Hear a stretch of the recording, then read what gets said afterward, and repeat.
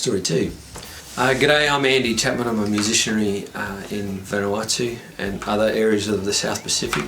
So last year, after a huge Category 5 cyclone went through and devastated much of the islands of Vanuatu in 2015, of May of 2015, my wife and I and a couple of our kids had the opportunity to go back and to assist the people rebuild.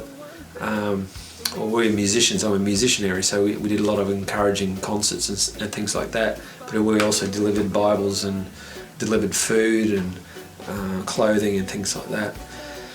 And we happened to carry some of the GRN product with us, and we visited this village on the other side of the island in Tanna, where the Yasur volcano is. And it's called Sulphur Bay for obvious reasons. It smells, oh man, it smells bad, sulphur. And we've been there a lot of times, and we discovered, along with their huts and their livestock and all the roofing materials, plus the gardens were trashed, absolutely trashed by this cyclone that ripped through and just tore the shreds out of the place, that they had lost the precious word of God that we had delivered brand new only a year before. So a lot of them were damaged, lost, broken, waterlogged, and obsolete, or had it. And we had this Bible app, so we got this from our friend, GRN, friend and partner, and stuck the memory chip inside, loaded up with all the languages of Vanuatu.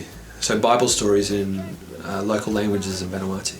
Handed it to the pastor. He clicks. I showed him how to click it on, and boom! You should have seen, with the little pictures, the little slideshow that went through the basic story of Jesus. It was where he happened to open up, and like a magnet, all these kids came running and crowded around this little iPhone. So you can imagine 10, 15 kids trying to bustle their way in to hear and to see what they were hearing, which is the Bible stories about Jesus in their own language. How exciting!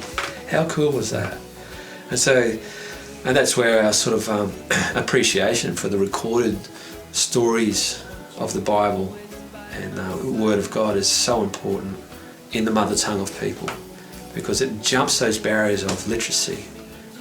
If you can't read and write your own language well, and there's a lot of languages like that, especially indigenous languages in the South Pacific, where in Vanuatu there's 100 or so recorded individual language groups. And that's just this little island nation of Vanuatu with 83 islands. And on one island, let's just say for Tanna, there's 4 different languages on an island that's about as big as Bribie Island in Queensland. It's crazy. You need the Word of God in an oral form that everyone can hear the hope that Jesus has, the hope of God, God's love for us in your own language. It's precious. The story of Jesus in every language.